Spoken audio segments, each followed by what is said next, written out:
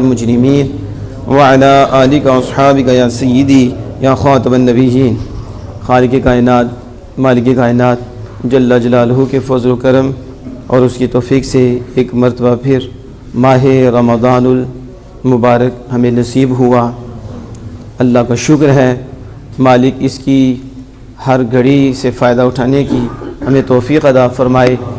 دن کو روزہ، رات کو تراویح اور کثرت سے ہمیں قرآن مجید کی تلاوت، استغفار کرنے کی توفیق، دیگر ممنوعات سے مالک ہمیں بچنے کی توفیق عطا فرمائے، اور اس کے جتنے بھی مالک نے انعام رکھے ہیں مالک سب امت کو حاصل کرنے کی توفیق عطا فرمائے۔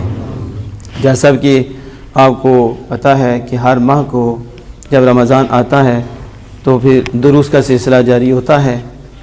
اس سے پہلے عقیدہ توحید پہ ہم نے اللہ کے فضل و کرم سے رمضان مبارک میں دروس دیے تھے، اور وہ ہمارے یوٹیوب اور فیس بک پہ موجود ہیں، کیونکہ بعض لوگ توحید کا نام لے کر لوگوں کو گمراہ کرتے ہیں، اور حقیقت میں وہ توحید خداوندی نہیں ہوتی، وہ توحید شیطانی ہوتی ہے، لیکن اس توحید شیطانی کو وہ توحید الہی کہتے ہیں۔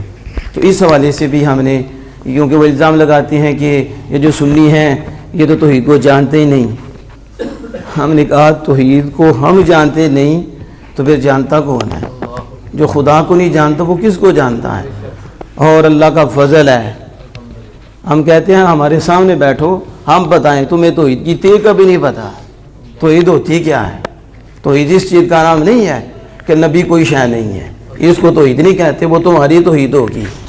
ہماری توحید وہ ہے کہ خدا ایک ہے، اسی خدا نے آمنہ کے لال کو اس جہاں میں سب سے بڑھ کے شان عطا فرمائی ہے، اور حضور کے صدقے ہر ایک کو شان عطا فرمائی ہے، جس کو پیر سید مہر علی شاہ صاحب نے یوں بھی بیان کیا تھا کہ ایسو صورت میں جان آکھاں، جان آکھاں کے جانے جہان آکھاں، سچ آکھاں تھے میرا بدی شان آکھاں، اور جس شان تو شانہ سب بنیا، اور جس کو بابا بلے شاہ نے بھی کہا تھا سارے نور عہدے نوروں تے عہدہ نور حضوروں، یعنی سارے نور اللہ نے اپنے محبوب سے بنائے ہیں، اور محبوب کا نور اللہ نے اپنے فیض سے بنایا ہے، اور پہلی تجلی رسول اللہ صلی اللہ علیہ وسلم ہے، اور اللہ کا سب سے پہلا فیض وہ آمنہ کے لال ہیں۔ وہ سارے نور عہدے نوروں عہدہ نور حضوروں، اسنو تاج عرش تو ملیا موسیٰ نو کو توروں۔ تو توحید تو ہم نے بتائی، اور اللہ کے فضل و کرم سے کہ تو نے اس کو سنا، آپ بھی آپ چاہتے ہیں تو آپ اس کو سنیں، ورنہ یہ تو بڑے بڑے علماء ہیں، اور قبلہ ڈاکٹر محمد اشرف حسن جلالی صاحب نے جو سیمینار کیے، کبھی موقع ملے آپ سنیں، آپ کو پتہ چل جائے توحید کیا ہے، یا لا الہ الا اللہ محمد الرسول اللہ ہے۔ اللہ نے اپنا نام رکھا ہے، اور اپنے نام کے ساتھ ہی اپنے یار کا نام رکھا ہے کہ اللہ کی توحید، آمنہ کے لال کی رسالت، لا الہ الا اللہ محمد رسول اللہ۔ اور ان لوگوں نے لا الہ الا اللہ کے بعد مشکل کشا لکھ دیا، اللہ کا معیار مشکل کشائی کر دیا، اللہ کا معیار حاجت روائی کر دیا۔ ہم نے کہا یہ کون سی توحید ہے؟ خدا ایک ہوتا ہے، دو خدا نہیں ہوتے، کہ ایک حقیقی ہو ایک مجازی ہو۔ تمہارے کتنے ہیں؟ مشکل کشا بھی خدا ہے اور کوئی نہیں ہو سکتا، حاجت روا۔ ہم نے کہا قرآن کہہ رہا ہے کہ مشکل کشا اللہ نے بنائے ہیں، حاجت روا اللہ نے بنائے ہیں، تو دو اللہ تو ہو نہیں سکتے۔ تو الوہیت کا معیار یہ نہیں کہ حاجت روا ہے اللہ اور اللہ کے ذات سے کوئی نہیں، الوہیت کا معیار یہ ہے کہ الہ وہی ہے، واجب الوجود وہی ہے، اور معبود برحق وہی ہے، دوسرا کوئی نہیں ہو سکتا، کوئی مجازی نہیں ہو سکتا۔ حقیقت میں مشکل کشا وہی ہے، لیکن اس نے آمنہ کے لال کو بھی بنایا ہے، ان کے صدقے ایک نہیں ہزاروں لاکھوں کو بنایا ہے۔ اور قرآن میں آیا ہے، اور میدان بدر میں جو رمضان میں واقع ہوا ہے، اللہ نے فرشتے بھیج کر آمنہ کے لال کے غلاموں کی مدد فرمائی ہے، اور فرشتے آئے ہیں، جبریل بھی آئے ہیں۔ تو یہ مدد تھی مالک میں، ہم نے مدد کی ہے فرشتوں کے ذریعے۔ کس کے؟ تو فرشتوں کو بھی مشکل کشا بنایا ہے۔ اس لیے پھر یہ لا الہ الا اللہ کوئی حاجت روا نہیں، لا الہ الا اللہ کوئی مشکل کشا نہیں۔ ہم نے کہا کلمہ بھی بدل دیا، اللہ نے اپنا ذاتی نام رکھا ہے، اور ساتھ ہی اپنے محبوب کا بھی ذاتی نام رکھا ہے، کیونکہ جو اللہ ہے وہ جامع ہے، اور جو محمد ہیں اللہ نے انہیں بھی مخلوق میں جامع بنایا ہے، بے عیب اور لا ریب بنایا ہے۔ اس لیے اس توحید کے حوالے سے اگر آپ کو چاہیے تو آپ ادھر سنیں. اور پھر ہم نے جو پچھلا سال گزرا تھا اس میں ہم نے ختم نبوت کے حوالے سے درس دیے تھے, اور اس سے پہلے 15 روزہ ختم نبوت کورس یہاں ہوا تھا, اس میں بھی اللہ کے فضل و کرم سے دلائل دیے تھے. یہ بھی یوٹیوب اور فیس بک پہ موجود ہیں. یہ میں اس لیے کہہ رہا ہوں, یہ جو جوان ہے, جو ریکارڈنگ ہو رہی ہے, تو یہ جو ادھر ادھر کبھی ادھر بٹن دباتے ہیں, کبھی ادھر بٹن دباتے ہیں, کبھی اپنی روح کا بھی بٹن دبا لیں, تو ذرا اس طرح توجہ کریں. تو اللہ اور اس کے رسول صلی اللہ علیہ وسلم کی جو شانیں ہیں انہیں تو سنیں نا, ہمارے ایمان کے تقاضے کیا ہیں ہم وہ تو سنیں. تو اس دفعہ ہم نے چاہا کہ قرآن مجید برہان رشید کی تفسیر کے حوالے سے کچھ چیزیں بھی واضح کی جائیں اور آسان کر کے اس تفسیر کو آگے پہنچایا جائے, کیونکہ یہ کام تو ہمارے علماء نے کیا ہوا ہے. یہ نہیں ہے کہ اب ہم نے کرنا ہے, ہم نے بیان کرنا ہے, ہم نے اس کو واضح کرنا. ہم کو مفسر تو نہیں, ہم تو انہی کی جو تفسیر کی ہے اور جو انہوں نے کام کیا ہے ہم اس کو آگے عام کر کے سمجھائیں گے. ہمارا تو یہی کام ہے. اور اس سے بھی پہلے چٹی مسجد میں جب میں نے یہ قرآن پاک سنایا تھا تو ہمارے درس رہے تھے 1 گھنٹہ بھی, گھنٹے سے بھی زیادہ, وہ بھی تفسیر پہ تھے. اگر کچھ سننا چاہے تو وہاں بھی موجود ہیں, وہ بھی یوٹیوب کے اوپر. وہ یہ ایسا نہیں ہے یہ لوگ کہتے ہیں کہ جی یہ تو قرآن, ہم نے کہا قرآن کے بغیر ہم چل نہیں سکتے. میرے آقا نے فرمایا قرآن علی کے ساتھ ہے اور علی قرآن کے ساتھ ہے. تم کون سی بات کرتے ہو, کہانی بند کرتے ہو. قرآن ادھر علی ادھر, ہی کیسے ہو سکتا ہے؟ یہ ہو ہی نہیں سکتا. جہاں قرآن ہے وہاں شیر خدا کی محبت ہوگی, جہاں شیر خدا ہے وہاں قرآن ہے. نہ شیر خدا قرآن سے جدا ہے, نہ قرآن شیر خدا سے جدا ہے. قرآن تو ہمارے ساتھ ہے, قرآن کے بغیر تو چل ہی نہیں سکتے. لیکن صرف قرآن نہیں, قرآن کی محبت بھی ہے, آمینہ کے لال کی محبت بھی ہے, حضور کے یاروں کی محبت بھی ہے, حضور کے گھر والوں کی محبت بھی ہے. تو یہ دونوں چلیں گے. تو اس لیے یہ ایسی باتیں کرنا اور لوگوں کو کبھی ادھر لے کے جانا, کبھی ادھر لے کے جانا, کیونکہ عوام ہے, انہیں پتہ ہی نہیں حقیقت کیا ہے. تو اس لیے ہم نے چاہا کہ اس کو واضح کریں. پہلے آج انشاءاللہ تعالی اس کو سمجھے مقدمہ اور ابتدائی کچھ باتیں ہوں گی اور آسان سی باتیں ہوں گی, اور یقیناً آپ جتنے بھی بیٹھے ہو آپ اس کو سمجھو گے اور مانو گے بھی کہ حقیقت یہی ہے. اور آج تو میڈیا کا دور ہے, آج تو بچے کے پاس موبائل ہے. آج تو وہ بھی لوگ ہیں کہ جنہیں آپ پوچھیں نا کہ بسم اللہ بھی صحیح نہ پڑھتے ہوں تو وہ بھی ترجمہ کر رہے ہوں گے, وہ بھی تفسیر کر رہے ہوں گے, جنہیں بسم اللہ بھی نہیں پڑھنی آتی. اور یہ علامہ مدثر صاحب میرے دائیں ہیں, ادھر طلباء بھی بیٹھے ہیں, انہیں یہ بھی نہیں پتا کہ بسم اللہ کا ترجمہ کس میں کرنا ہے, اور یہ با کون سا ہے, اور اس کا تعلق کس کے ساتھ ہے, اور ادھر فعل نکالنا ہے یا اسم نکالنا ہے, اس کا ترجمہ کیا بنے گا, یہ خبر ہے یا انشاء ہے, تعریف ہے یا خبر دی جا رہی ہے. اس سے کتنے احکام مستنبط ہوتے ہیں, نکالے جاتے ہیں. اللہ پاک نے کیا کیا فرمایا ہے. اور یہ لغت قرآن کی لغت, پھر اصول, پھر علماء کرام مفسرین کرام نے جو اس کی وضاحتیں کی, پیچھے آمینہ کے لال ہیں صلی اللہ علیہ وسلم نے جو خود اس کی وضاحت کی, صحابہ نے کی, وہ کیا ہے؟ نہیں بس اٹھے ترجمہ پڑھا. اور ہمارا بھی حال یہ ہے, ہم بھی ایمان کس سے لیتے ہیں؟ نیٹ سے لیتے ہیں. ہم بھی کہتے ہیں اس نے کر دیا, یہ نہیں دیکھا کہ وہ عالم بھی ہے کہ نہیں, وہ پڑھا بھی ہے کہ نہیں, اس کی حیثیت کیا ہے. ایک حدیث پڑھ دی, ہم نے کہا وہ حدیث ہے, ہم نے نماز میں بھی شروع کر دی. اب ایک سجدے کے بعد بیٹھتے ہیں, اور بلکہ سجدوں میں بھی کتنی دعائیں پڑھتے ہیں ہم فرض میں, اور جب بیٹھتے ہیں اور جو جلسہ ہوتا ہے اس میں بیٹھتے ہیں, اس میں بھی دعائیں شروع کر دیتے ہیں. یعنی وہ نہ پوچھنا تو ہے ہی نہیں نا, کیونکہ خود وہ سمجھتے ہیں, ہم خود سمجھ لیتے ہیں. یہی بیماری ہے, حدیث کو خود سمجھیں گے تو کہاں جائیں گے.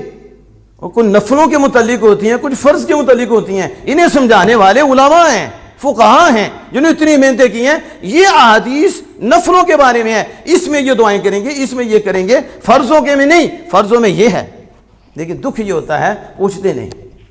اچھا ہم ادھر ہیں, ہم سے نہیں پوچھیں گے, اور موبائل میں ٹچ کریں گے, جو مرضی آگے بیٹھا ہے بس مرضی, یہ بات ٹھیک ہے. ایمان خراب ہوں گے, پتہ ہی نہیں نماز جاتی رہے گی, کیا حالات ہیں. اس لیے کوشش کریں, میں تو یہ مشورہ دیتا ہوں, موبائل سے کام لیں. موبائل سے انہی کو سنیں جن کا آپ کو پتہ ہے کہ واقع ہی اللہ نے علم بھی دیا ہے اور محبت و عشق کی دولت بھی دی ہے. ان کو سنیں, آپ کا ایمان بڑھے گا, مگر نہ کسی اور کو نہ سنیں, کیونکہ کسوٹی نہیں آپ کے پاس. جب کسوٹی ہو, معیار ہو, پھر بندہ پرکھ بھی دیتا ہے. لیکن جب کسوٹی نہیں, معیار ہی کوئی نہیں, تو کیا پرکھے گا, کیا سمجھے گا. تو اس لیے اب آپ تھوڑی سی گفتگو سنیں, آپ کو سمجھ آئے گی.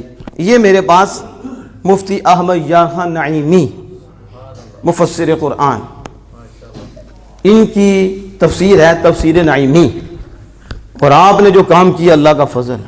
اب مفتی صاحب کے دور کی بات، کس کے دور کی بات؟ وہ دور اور یہ دور۔ اس دور میں کتنا تھا شیطان کا زور، اس دور میں کتنا ہے؟ ادھر یہ نیٹ تھا، ادھر یہ موبائل تھے، یہ کیبل نام نشان ہی نہیں تھا، ٹی وی کتنا تھا، کیسی تھی اسی، لیکن یہ جو رنگین چیزیں آئیں، یہ جو ہاتھ میں آیا، ابھی چھوٹے آئے، ٹچ آیا، پتہ نہیں کیا سے کیا آیا، ہے تو کچھ اتنی تیزی سے خبر پہنچ جاتی تھی اور بچہ سن لیتا تھا؟ نہیں تھا۔ اب غور کرنا ہے۔ لکھتے ہیں مفتی صاحب کے بیٹے ہیں، وہ بھی مفتی مختار صاحب علی رحمۃ الرحمان، وہ آپ کے بیٹے تھے۔ آگے پھر مفتی صاحب کی بات ہے، اب ادھر توجہ فرمائیں۔ وہ کہتے ہیں کہ نصف صدی پہلے، کتنی صدی؟ اب ہم اس دور کی نصف صدی نہیں لے رہے، اس وقت کہتے ہیں نصف صدی پہلے جو عام مسلمان تھے، جو کچھ واقف تھے اور کچھ علم سے واقفیت رکھتے تھے، اس کے باوجود بھی وہ خود قرآن سے مسئلہ اخذ نہیں کرتے تھے۔ کچھ آگاہی تھی ان کو، عام مسلمانوں کو ان کو کچھ آگاہی تھی نصف صدی پہلے، لیکن پھر بھی وہ قرآن سے مسئلہ نہیں لیتے تھے، اخذ نہیں کرتے تھے، صرف تلاوت قرآن پاک ہی پر رک جاتے تھے اور یہ کہتے تھے کہ یہ مستند علماء کریں گے، اور مستند علماء کرام پہ چھوڑتے تھے کہ مستند علماء کرام قرآن پاک کو سمجھیں گے اور وہ سمجھتے ہیں، اور پھر اس کے مطالب اور مقاصد کو عام اور آسان کر کے لوگوں تک پہنچا دیں گے کہ ہم وہاں تک بھی نہیں پہنچا سکتے، یہ علماء کرام ہے، یہ مستند مضبوط ہیں، یہ اس کے مطالب بھی سمجھتی ہیں اور مسائل بھی سمجھتی ہیں، پھر یہ عام اور آسان کر کے مخلوق تک پہنچا بھی سکتے ہیں۔ تو اب وہ مسئلہ آخذ نہیں کرتے تھے اور علماء کرام پر ہی چھوڑ دیتے تھے۔ مزید آگے جائیں تو قرآن کو سمجھنے اور سمجھانے کے لیے اصول چاہیے۔ آپ کسی بھی زبان کو آپ نے سمجھنا ہے نا، اور آپ نے آگے سمجھانا ہے۔ جتنے بھی سمجھدار لوگ ہیں ان سے میں مخاطب ہوں، ان سے، اور جو ریکارڈنگ ہو رہی ہے یہ بات سمجھداروں سے ہے۔ جن کی عقل ہی کام نہیں کرتی، ہم ان کا کیا کریں گے؟ وہ رسول اللہ کو دیکھ کے نہیں مانے تو ہم دوسروں کی بات کیا کریں گے؟ یہ تو بات ہے سمجھداروں کی، کہ کسی بھی انگلش دیکھ لو، جس سے بڑا آپ کو ناز ہوتا ہے، جس کی کوئی حیثیت نہیں اللہ کے سامنے، وہ تو ایک ذریعہ ہے اگر اچھا بنا لیا جائے، وگرنہ جو زبان ہے وہ عربی زبان ہے۔ کون سی زبان ہے؟ اللہ کو کون سی زبان پسند ہے؟ رسول اللہ کو کون سی پسند ہے؟ عربی۔ تو عربی کے بعد فارسی، عربی کے بعد فارسی ہے، لیکن اگر زبان کا استعمال اچھا ہو تو رب کا کرم ہے، اس پہ بھی اس کا فضل بھی ہے، لیکن ہمیں ناز نہیں ہے۔ ہمیں ناز ہے تو آمینہ کے نال کی زبان پہ ناز ہے، جس سے ہم دور ہو گئے ہیں۔ عربی پڑھنے ہی نہیں آتی ہم کو، انگلش بولو، ہم کس طرح بولتے ہیں کہ ہمارے حالات ہیں، اور ہمیں اپنی زبان نہیں آتی تو عربی تو پھر ہوا ہے، ہمیں اردو ہی نہیں آتی، اردو کیسے بولنی ہے؟ آج تو جنہیں پتہ نہیں ہے وہ بھی انگلش کے لفظ بولتے ہیں، اس طرح چل اپنی زبان کو پیچھے کر دیا۔ لیکن یہاں دیکھیں کہ کسی زبان کو بھی آپ نے سمجھنا ہے نا اور آگے سمجھانا ہے نا، تو اس کے لیے اصول اور ضوابط ضروری ہیں کہ اس زبان کو سمجھنے کے اصول کیا ہیں، اس زبان کو سمجھنے کے ضوابط کیا ہیں۔ کیا مجھے بتاؤ بغیر اصول بغیر ضوابط کے آپ سمجھ لو گے، آپ سمجھا لو گے؟ تو یہ قرآن پاک ایسے ہی ہے، نعوذ باللہ من ذالک، کہ جس کا دل چاہے وہ پکڑ کے تو شروع کر دے، اس کے کوئی اصول نہیں ہے اس زبان کے، اور یہ اللہ کا کلام ہے، اس سے بھی کوئی آگے کلام ہے؟ اور فصاحت و بلاغت کو دکھا دے، یہ اعلیٰ حضرت عظیم رتبت نے کہا تھا، تیرے آگے یوں ہی دبے لچے فصحا عرب کے بڑے بڑے، یوں کہ منہ میں زبان نہیں بلکہ جسم میں جان نہیں۔ میرے آقا جب آپ نے کلام پڑھا تو کلام دان بھی چپ ہو گئے۔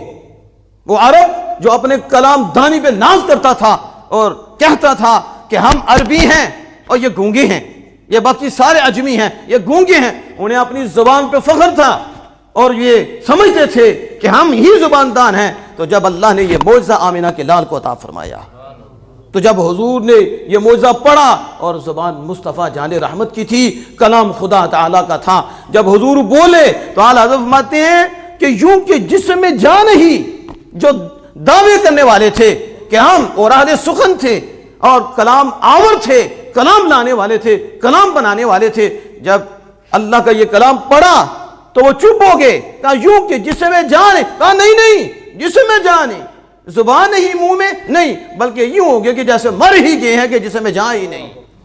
یہ ہے کلام خدا بندی، اور اسے کون سمجھے؟ جس پہ رب کا کرم ہوتا ہے، پھر اس کا دل نرم ہوتا ہے، پھر اسے سمجھ آتی ہے۔ تو اصول و ضوابط کے بغیر کوئی زبان نہیں سمجھی جاتی، اور یہ اللہ کا کلام ہے۔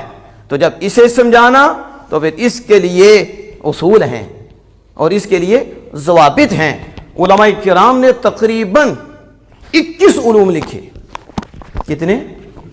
بولو سارے۔ یہ تو آپ نے سیکھنا ہے نا، اور ہم نے سکھانا ہے کہ کتنے علوم۔ انہوں نے کہا قرآن سمجھنے اور سمجھانے کے لیے تقریباً، حد نہیں ہے، تقریباً 21 علوم کا جاننا ضروری ہے۔ کتنے علوم کا؟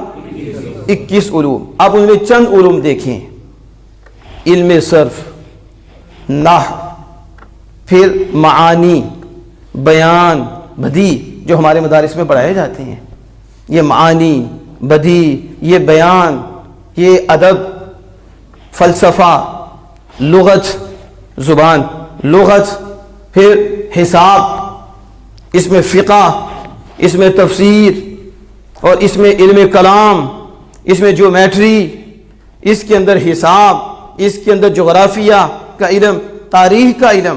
ابھی اگر اس کی وضاحت شروع کریں یہ تو پھر اس پہ مطالعہ، تو کتنے ہی درس اس پہ چلے جائیں گے، کیونکہ ہم نے تو اس ماہ میں نور دینا ہے۔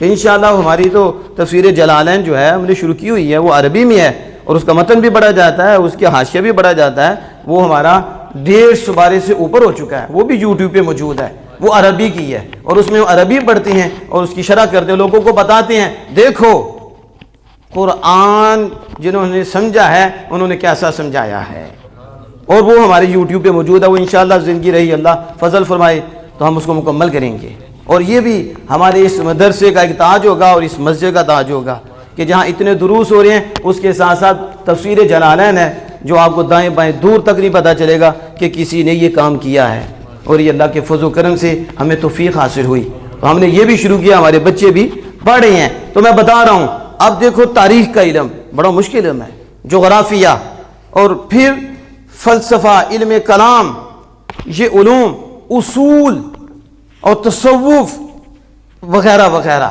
اتنے علوم حاصل ہوں تو پھر کیا ہے، وہ زبان کو سمجھے گا اور سمجھائے گا۔ لیکن لکھتے ہیں کہ اتنے علوم پر مکمل مہارت حاصل کرنے کے بعد بھی ان علماء کرام نے اتنی احتیاط کی کہ یہ نہیں کیا کہ ہمارے پاس 21 علوم آگے جس سے ہم قرآن سمجھ سکتے ہیں اور سمجھا سکتے ہیں، تو لہٰذا ابھی سے ہم تفسیر شروع کریں اور لکھ کر اس کو ہائی لائٹ کر دیں، نہیں، انہوں نے اس کے باوجود جو گزشتہ تفاسیر تھیں، جو مفسرین کرام نے محنتیں کی تھیں، جو پہلی کتب تفاسیر تھیں، ان کا مطالعہ کرنا شروع کیا اور ان کا بھی مطالعہ کیا۔ کیوں؟ کہ کہیں ایسا نہ ہو کہ ہم بغیر ان مفسرین کرام کے جو ہم سے پہلے گزرے ہیں، وہ جو کام کر کے گئے ہیں، انہوں نے جو کام کیا ہے، ہم ان کے بغیر تحریر کر دیں ان علوم کے مطابق، اور وہ تحریر میں غلطی رہ جائے، خرابی رہ جائے، کہیں ہماری تحریر سے اسلام میں کوئی نیا فرقہ پیدا نہ ہو جائے اور باعث فتنہ نہ ہو جائے۔ اب اندازہ لگا رہے ہیں آپ، 21 علوم پہ دستخط رکھنے کے باوجود بھی وہ تفسیر نہیں کر رہے۔ آج کہتے ہیں بابوں کو چھوڑو، آپ سمجھ رہے ہو یہ کون سی بولی ہے؟ علماء کو چھوڑو، اور ہمیشہ یاد رکھو دشمن جو ہوتا ہے نا، جب وہ دشمنی لیتا ہے نا تو وہ اس چیز سے دور کرتا ہے جس سے اس کا مد مقابل مضبوط ہوتا ہے۔ ایسا ہے کہ نہیں؟ آپ کو کھانا اس نے لینا ہے، آپ کا پینا اس نے لینا ہے، اس لیے مرزائی سب سے زیادہ جس چیز کی مخالفت کرتی ہیں نا وہ علماء ہیں۔ وہ کون ہے؟ انہیں پتا ہے، علماء ہی تو بتاتے ہیں کہ مرزائیوں نے نبی اکرم صلی اللہ علیہ وسلم کی ختم نبوت میں ڈاکہ ڈالا ہے. یہی تو دلائل دیتی ہیں, یہی تو اس امت کو بیدار کرتی ہیں, یہی تو بتاتے ہیں کہ ختم نبوت آمنہ کے لال کی مرکزی شان ہے, اس لیے ہر مرزائی پریشان ہے. وہ واضح کرتی ہیں اور یہ علماء سے دور کرتے ہیں کہ علماء ہی تو انہیں بتاتے ہیں, یہ قوی ہوتے ہیں. تو جب علماء سے دور ہوگے تو مارے ہوگے, اس لیے وہ کہتے ہیں علماء سختی کرتے ہیں, علماء یوں کرتے ہیں. یہ جو ان کے قریب ہوتے ہیں ان کی بولیاں ہوتی ہیں, آپ کی نہیں ہوتی, کیونکہ آپ تو علماء کرام کے پاس بیٹھنے والے ہو, علماء سے سیکھنے والے ہو. آپ کو تو پتہ ہے کہ علماء کو پتہ ہے تو وہ کہتے ہیں نا, اور وہ بچاتے ہیں. اسی طرح یہ جو جہلم میں مسئلہ بنا ہوا ہے, اور جو ملتان, وہ بابا کہتا ہے, کیوں کہتا ہے؟ اسے پتا ہے نا کہ بابوں نے تو بتانا ہے کہ شیطان کون ہے, کہ شیطان ہی تو بابوں کے خلاف کھڑا ہوا تھا اور آج تک ہے. تو انہوں نے تو بتانا ہے کہ رحمان کے بندے کون ہیں, شیطان کے کون ہیں. انہوں نے اچھے برے کی تمیز بتانی ہے, تو اس کا چورا نہیں چلنا, اس کی پھکی نہیں چلنی, تو وہ بند ہو جائے گی. تو وہی کام جو مرزائی اور دیگر کرتے ہیں, اس نے بھی کیا بابوں کا نام دے کے کہ یہ کتابوں سے دور ہو جائیں, یہ ان کی کتب کو چھوڑ دیں, علم کو چھوڑ دیں, سننا چھوڑ دیں, تو پھر میں جو کہوں گا جاہل ہوں گے, میری مان جائیں گے. سمجھ آ رہی ہے کہ نہیں؟ لیکن میں بات کر رہا ہوں ان کی جن کے پاس اتنے علوم بھی تھے, اور وہ سمجھدار بھی تھے, اور وہ محب بھی تھے, عشق کرنے والے بھی تھے, محبت کرنے والے بھی تھے. اس کے باوجود یہ قرآن ہے کہ اللہ کی مراد آگے لکھنی ہے کہ اللہ کی اس آیت سے کیا مراد ہے, اللہ کی اس لفظ سے کیا مراد ہے, اس لفظ سے کیا مراد ہے. یہ بڑا مشکل کام ہے. اب اس کو لانا ہے تو اس کے باوجود بھی احتیاط کا عالم یہ تھا کہ وہ بزرگوں کی کتابیں, علماء کی کتابیں جو تفسیر والی تھیں اور ترجمے تھے, اس کو بھی پڑھتے تھے, پھر اس کے بعد تفسیر لکھتے تھے. اس کے بعد کیا کرتے تھے؟ اب مزید آپ آگے جائیں. اسی طرح پھر عام مسلمانوں میں لادینیت پیدا نہیں ہوتی تھی. ایسا ہی ہے نا, جب اتنی احتیاط ہوگی, اتنے علوم ہوں گے اور اتنی احتیاط ہوگی, پھر کام ہوگا تو فتنے پیدا ہوں گے. بولو تو صحیح نا. روزہ تو میں نے بھی رکھا ہوا ہے, ٹھیک ہے, آپ بھی محبت سے بیٹھے ہوئے ہو, تو آپ بولو گے تو مزید نور آئے گا, کہ ایسا ہے کہ نہیں؟ بتاؤ, جب میں اٹھ کے شروع کرے گا, فتنے نہیں پیدا ہوں گے. جس کا دل کیا ممبر پہ بیٹھ گیا, جس کا دل جیسے ہو رہا ہے, تو جنہوں نے اتنی احتیاط کی ہے تو وہ فتنے پیدا ہوئے؟ پہلے نہیں ہوئے, کیونکہ اتنی احتیاط تھی کہ اتنے علوم تھے اور اتنا تقویٰ و طہارت تھی. پھر بھی پچھلوں کو پڑھا, پھر بھی علماء کو پڑھا, پھر لکھا. تو اس لیے کہتے ہیں کہ پھر وہ پہلے جو تھا اس صدی میں اتنے فتنے پیدا نہیں ہوئے, لادینیت نہیں, اور یہ مسئلہ نہ ہوا کیونکہ انہوں نے بڑی احتیاط کی. لیکن جو ہی وقت گزرا, اب مفتی صاحب کا دور ہے, وقت گزرا, جمہوریت آ گئی. کیا آئی ہے؟ آج کیا ہے؟ اس وقت بھی کیا تھی؟ مفتی صاحب نے جب یہ تفصیل لکھی جمہوریت ہی تھی. تو اب جمہوریت کتنی ہے ہم کس کو نہیں پتا. جمہوریت آئی تو اس میں ہر شعبے میں جس کو دیکھو وہی کہنے لگا میں اس کے برابر ہوں, میں اس کے, سمجھ آ رہی ہے کہ نہیں؟ پھر علماء کے ساتھ بھی برابری کے دعوے کا خیال پیدا ہو گیا. کس کے؟ ایسا ہے کہ نہیں, کھڑے ہو جاتے سامنے علماء. یہ اس دور میں, تو میں نے پتا کیا کہا, اس دور میں تھا کہ برابری کا دعویٰ. کس کا؟ اور پھر علماء سے بھی برابری کا دعویٰ پیدا ہوا, خیال پیدا ہوا. میں نے کہا اب برابری, اب افسری کا دعویٰ ہے. اب کس کا ہے؟ اب کہتے ہیں ہم پڑھے ہوئے ہیں, علماء کو کیا پتا ہے. اب یہ تو کالج کا بچہ پڑھ کے آتا ہے تو وہ علماء کو کچھ نہیں سمجھتا, اسے پتہ ہی نہیں. وہ تو علماء کیا ہے, ہم نے حدیث پڑھی ہے, رفع دین پہ یہ پڑھی, ہم نے یہ پڑھی. اندازہ لگا رہی کیا حال ہوا. یہاں برابری کے دعوے اس وقت جمہوریت آئی تو ہوئے, اور یہاں افسری کے ہوئے. یہاں علماء کو نعوذ باللہ من ذالک ڈیگریڈ کیا جاتا ہے اور ان کے خلاف باتیں کی جاتی ہیں, اور یہ جو تھوڑا سا پڑھتی ہیں سکول کا وہ علماء کرام کے خلاف کھڑے ہو جاتے ہیں. اور سمجھ آ رہی ہے اس کی. تو جب جمہوریت کا دور آیا تو یہ خیال پیدا ہوا, تو ہر شخص نے جو قرآن پاک تھا اسے اپنی ہی خیال کے مطابق اور اپنی طاقت کے مطابق ہی سمجھنا شروع کر دیا.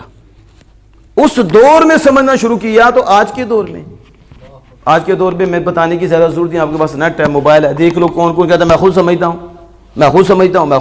ایسا نہیں ہو رہا. تو مفتی صاحب کے اس دور میں بات کر رہی ہیں کہ ہر شخص نے اپنی ہی طاقت کے مطابق قرآن پاک کو سمجھنا شروع کر دیا. بس تھوڑی سی عربی آئی کو سود بدھ ہوئی تھوڑی سی تو مترجم قرآن بن گئے, قرآن کے مترجم بن گئے, مفسر بن گئے. کیا بن گئے؟ مفسر بن گئے. آج دیکھو یہ اس دور کی بات ہے, آج دیکھو ڈاکٹر مفسر بنے بیٹھے ہیں, مترجم بنے بیٹھے ہیں, ڈاکٹری کی ترجمہ شروع کر دیا. اور ڈاکٹری کی ہے تو آپ ڈاکٹروں والے کام کرو, آپریشن کرو, وہ بھی صحیح کرو, اس کے کام کرو, تو جسم کے متعلق کرو. لیکن اس دور میں بھی ڈاکٹری کی مترجم بن گیا, مفسر قرآن بن گیا. پھر لکھتے ہیں کہ جس نے عربی پڑھی نہیں, سیکھی نہیں, عربی کسی مدرسے میں نہیں کیا, عربی بھی نہیں سیکھی, اور وہ کیا مفسر قرآن بن گیا. اب علماء جانتے ہیں میں کس کی طرف اشارہ کر رہا ہوں. مفسر قرآن بن گیا. اور بعد نے کیا کیا پھر ظلم, اس سے بھی اوپر کیا ظلم کیا, کہا قرآن پاک کو قرآن ہی سے سمجھو, اور سارے اصولوں کو بالا طاق رکھ دیا. یعنی جتنے بھی اصول تھے قرآن سمجھنے کے اور معاون اور ممید تھے, کہا ان سب کو پیچھے کر دیا, کوئی ضرورت نہیں, بس قرآن کو قرآن سے سمجھو, حدیث کو اگنور کر دیا, حدیث پاک کا انکار کر دیا. اب حدیث کی, اب ایسے ہیں لوگ, اس وقت تھے, اب میڈیا ہے, اب نہیں قرآن سے بات کرو, ترجمہ حدیث کی طرف نہیں جانا. اب بتاؤ پھر جائیں گے کہاں؟ اگر اصول بھی کوئی نہیں چھیڑنا, میں ابھی موقع ملے گا پھر بتاؤں گا, آپ بسم اللہ کی با بغیر اصول کے چل ہی نہیں سکتے, اور بغیر ائمہ دین کے علماء کرام کے آپ با سے بھی آگے نکل ہی نہیں سکتے. پورے قرآن میں اور پورا لٹریچر ہے دین کا, مجھے بتائیں, علماء سے نکل کے بتائیں اور ائمہ دین سے نکل کے بتائیں, اور ہمیں بتائیں کیسے نکلتے ہیں, اور ہم ان اشارت پہ ہاتھ رکھیں گے. بتاؤ با کون سی ہے, عربی میں کیا ہے, پھر اس کے معنی کتنے ہیں, پھر ہم پوچھیں گے اس کا تعلق کس سے ہے, اور یہ بتاؤ کہ یہ با ہے تو اس کا راز کیا ہے, اس کے اندر وہ راز اسرار بتاؤ. قرآن صرف لفظ کا نام نہیں ہے, قرآن معنی کا بھی نام ہے. قرآن میں قرات ہے, تجوید ہے, اس کا بھی اعتبار ہے, اس کے حفظ کا بھی اعتبار ہے, اس میں معانی کا بھی اعتبار ہے, اور اس میں رازوں کا بھی اعتبار ہے. لیکن راز اس پہ کھلتے ہیں جس پہ اللہ اس کے رسول کی نگاہ ہوتی ہے, اس کے دل روشن ہوتے ہیں, اس پہ قرآن اپنا نور نازل فرماتا ہے, اسرار نازل فرماتا ہے. اس با میں اور با کے نقطے میں کیا ہے یہ ہم پوچھیں گے, نہیں سمجھ آئے گی تو ہم بتائیں گے کہ با کے نقطے میں کیا ہے اور با کے اندر کیا ہے, اور بسم اللہ میں کیا ہے, پھر سورۃ فاتحہ میں کیا ہے. آپ سمجھ رہے ہیں اس چیز کو؟ تو وہ کیا ہے, بس وہ اس کا غلام احمد پرویز, اس ظالم نے حدیث کا انکار کیا. اور مجھے یاد ہے, شاید حافظ صاحب کو بھی یاد ہو, بہو صاحب کو بھی یاد ہو, ادھر بھی ایک حدیث کا منکر پیدا ہوا, وہ آج بھی ہے. استادوں کے پاس اندر گفتگو بھی ہوئی, اور ادھر یہ پٹھانوں کی جو دکان ہے نا تندور والی, اس سے تھوڑے آگے ہوں تو سامنے فریج والی دکان نہیں بنی, یہ اس شخص سے تو کام بھی نہیں کروانا چاہیے. یہ بدبخت ہے حدیث کا منکر, پرویزی ہے. تو اس سے علامہ صاحب کی گفتگو ہوئی, اور یہ مشینوں والی گلی میں شانی رکشے والا, وہ اس کا یار ہے. یہ دونوں حدیث کے منکر. تو جو حدیث کا منکر ہے اس کے ساتھ ہمارا کوئی تعلق ہے؟ اور یہ وہ ظالم تھا غلام احمد پرویز جس نے سارے اصولوں کو پیچھے کیا اور کہا قرآن کو قرآن سے سمجھیں, اور کہا یہ اصل قرآن ہے. کیا کہا؟ یہ اصل قرآن ہے. تو وہ کہاں گیا؟ احادیث مبارکہ کہیں ساری کی اصل تو قرآن یہ ہے. یہ اس کا فتنہ تھا. اب میں بات کو ختم کرنے لگا ہوں. پھر وہ کہتے ہیں کہ کیا ہوا, جسے علم تھا جسے کچھ علم نہیں تھا, بس وہ مفسر قرآن بن گئے. کیا بن گئے؟ مفسر قرآن بن گئے اور مترجم قرآن بن گئے. اب انہوں نے جو معنی لیے, جو تعویلیں کی قرآن پاک میں اپنے مطلب کے اور اپنے ذہن کے مطابق جو معنی لیے, اب کوئی اس کی مخالفت کرتا تو وہ اسے کافر کہتے. کیا کہتے؟ آج بھی دیکھ لو, اب تو نیٹ ہے, تو نیٹ پہ تو میں کہتا ہوں ساری سیٹ ہیں, کیونکہ نیٹ ہے. تو اب نیٹ میں کیا حال ہے, اس دور میں انہوں نے طویلیں کی تو سب تک تو پہنچی نہیں, تو کیونکہ یہ اتنا تیز ذرائع ابلاغ ہی نہیں تھا, یہ ذریعہ ہی نہیں تھا. اب تو بڑا تیز ہے, اور اب تو بیٹھے ہوئے ہیں اوپر. تو آپ ان کے خلاف بولیں تو کفر کا فتویٰ, گمراہی کا فتویٰ, بدعتی, اور کہیں گے ہم موحد ہیں, ہم توحید پرست ہیں, ہم قرآن کو سمجھنے والے ہیں. تو آج کا مسئلہ نہیں ہے, یہ تو پہلے کا مسئلہ ہے کہ پڑھے نہ پڑھے, اپنے مطلب کی تفاسیر کی, اور جس نے اس کی مخالفت کی کہا یہ کافر ہے, یہ دین کو جانتے ہی نہیں. اور پھر کہتے ہیں اسی دور کے متعلق نبی اکرم صلی اللہ علیہ وسلم نے فرمایا تھا کہ میری امت میں فرقے ہوں گے. انہیں کب خبر دی تھی؟ کہا میری امت کو وقت آئے گا افتراق کا کہ میری امت میں 73 فرقے ہو جائیں گے. اور فرمایا کلہم فی النار الا ملۃ واحدہ، سارے جہنمی ہوں گے سوائے ایک کے. اور پھر حضور نے فرمایا وہ ہیں مان علیہ و صحابی، جس پہ میں ہوں، جس میں میرے صحابہ ہیں، یعنی میرے اور میرے صحابہ کے طریقے پہ چلنے والے انہیں اہل سنت و جماعت کہتے ہیں، یعنی سنت اور جماعت کے پیروکار. حضور نے یہ نہیں فرمایا اس وقت ان کا نام مسلمان ہوگا، حالانکہ وہ مسلمان ہیں. کون ہے؟ مسلمان ہم الحمدللہ. لیکن حضور نے نام مسلمانوں کا نہیں دیا، دوسرا تعارف دیا کہ اس وقت تو مرزائی بھی مسلمان کہیں گے، شیعہ بھی اپنے آپ کو کہیں گے، اور دیگر خارجی رافضی بے ادب لوگ بھی اپنے آپ کو مسلم کہیں گے. تو میرے آقا نے فرمایا جب افتراق کا وقت آئے گا تو وہی جماعت حق پر ہوگی اور وہی جماعت جنتی جماعت ہوگی جو میرے اور میرے اصحاب کے طریقے پر ہوگی. اور پھر یہ حدیث مرفوع ہیں جو قرآن پاک کی آیت کا اس کی شان نزول میں یہ حدیث سبق آئی ہیں، اور یہ سعودی عرب کے قرآن پاک میں شافات کے دور میں چھپی ہیں، اور آج تک چھپی ہوئی ہے، چھپی بھی نہیں آج تک ہے کہ عبداللہ بن عباس رضی اللہ تعالی عنہما آپ نے فرمایا کہ نبی اکرم صلی اللہ علیہ وسلم نے کیا فرمایا جب پوچھا گیا کہ جن کے چہرے قیامت کے دن کالے ہوں گے اور کچھ وہ ہیں جن کے چہرے روشن ہوں گے، تو یا رسول اللہ وہ کون ہیں کہ جن کے قیامت کے دن چہرے سفید روشن ہوں گے اور جن کے کالے ہوں گے؟ فرمایا جن کے روشن ہوں گے وہ سنی ہوں گے. کاش آپ کی بات کو یوں اونچی نکلے. جن کے روشن ہوں گے وہ کون ہوں گے؟ اہل سنہ. اور یہ کون لکھ رہے ہیں؟ سعودی عرب. قرآن ہمارے پاس ہے، ایک نہیں. تو پھر اس کے حاشیے میں یہ حدیث لائے کا حدیث مرفوع ہے کہ حضور صلی اللہ علیہ وسلم کہ جن کے چہرے چمکیں گے روشن ہوں گے وہ اہل سنت ہوں گے، اور جن کے چہرے کالے ہوں گے وہ بدعتی ہوں گے. وہ کون ہوں گے؟ بدعتی ہوں گے. یہ حضور سید عالم صلی اللہ علیہ وسلم نے فرمایا وہ وقت آئے گا. تو حضور نے نام بھی دے دیا. کیا دے دیا؟ میرے اور میرے صاحب کے طریقے پہ چلنے والے انہیں ہی اہل سنت و جماعت اور انہیں ہی عرف میں سنی کہتے ہیں. سمجھ آ گئی اس کی؟ اب بات ختم ہونے لگی ہے. تو کہا کہ یہ حضور نے فرمایا تھا فتنے کا دور ہے، اس لیے گونگے بہرے قرآن پاک میں موجود ہے. گونگے بہرے اندھے ہو کر نہیں گر پڑنا، سوچنا ہے، سمجھنا ہے، علماء کرام سے پوچھنا ہے کس کو سننا ہے کس کو سننا نہیں. اگر یہ بات آئی ہے تو ہم علماء سے پوچھیں گے کہ ایسی کیا تو اس کی حقیقت کیا ہے، ہمیں بتائیں، کیونکہ فتنے کا دور ہے. وہ میرے آقا دو جہاں صلی اللہ علیہ وسلم فرمایا جو میں نے ابھی وضاحت دے دی ہے. اس لیے غور و فکر کرنا ہے. سب سے پہلے تفسیر پڑھنے سے پہلے اور کسی کی تقریر سننے سے پہلے دیکھو وہ کہاں پڑھا ہے. کیا کہا؟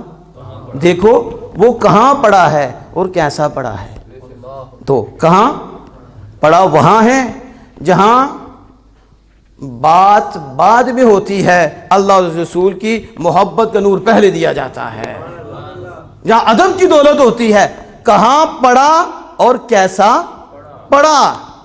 حالی فارغ التحصیل تو نہیں ہے کہ حقیقت میں فارغ التحصیل ہے تو پھر اس کی تفسیر پڑھیں، پھر اس کی تقریر سنیں، پھر اس کا ترجمہ بھی پڑھیں، پھر آگے بھی چلیں، وگرنہ فوراً بند کر دیں.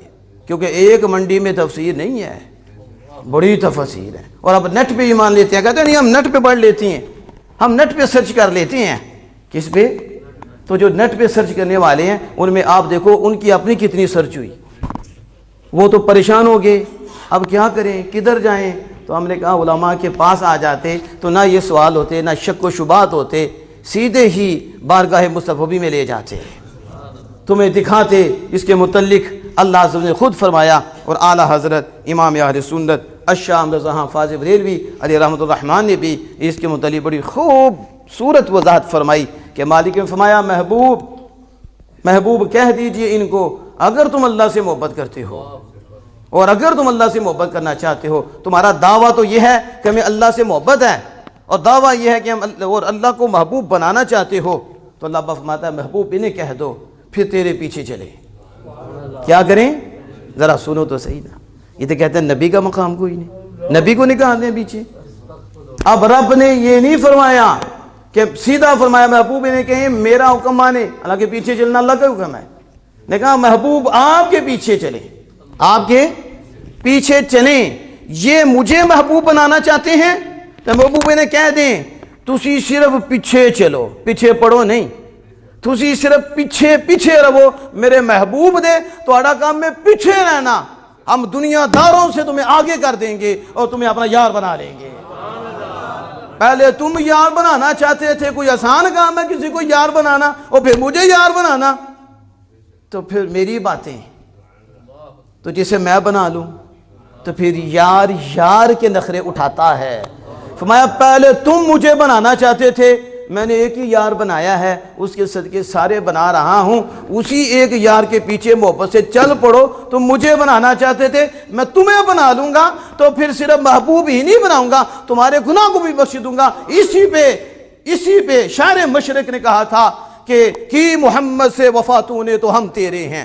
یہ اس آیت کا ترجمہ علامہ اقبال نے شعری صورت میں کیا. آج علامہ اقبال کو بھی نہیں چھوڑے، آج پتہ نہیں کیا کیا بول رہے ہیں. اور وہ علامہ کہہ رہا ہے اللہ کیا فرماتا ہے، اللہ یوں فرماتا ہے کی میرے یار سے وفا تو نے، کی محمد سے وفا تو نے. اوے لوگ کیا ہے، یہ دنیا کیا ہے، ہم تیرے ہیں، رب تیرا ہے. کی محمد سے وفا تو نے تو ہم تیرے ہیں. اور یہ جہاں جس کے لیے مر رہا یہ کیا ہے، لوح و قلم تیرے ہیں. تیری حکومت یہ کیا ہے، تیری عرش پہ بھی حکومت ہوگی، تیری لوح پہ بھی حکومت ہوگی، تیری قلم پہ بھی حکومت ہوگی. تو یار کا ہو کر تو ہو، پھر ہم تیرے ہوں گے، پھر تیرا اشارہ ہوگا، لوح کو ہم بدل دیں گے، تختیاں ہم بدلیں گے، تقدیریں ہم بدلیں گے، لیکن ہو تو صحیح نا. تو اعلیٰ حضرت نے پتہ کیا کہا، اور دیکھو حضور کا دربار، دیکھو حضور کا مقام، دیکھو حضور کی شان. حضور تو حضور ہیں، جو حضور کے در کا غلام ہوا وہ رب کا محبوب ہوا. کدھر نظر ہوگی جی؟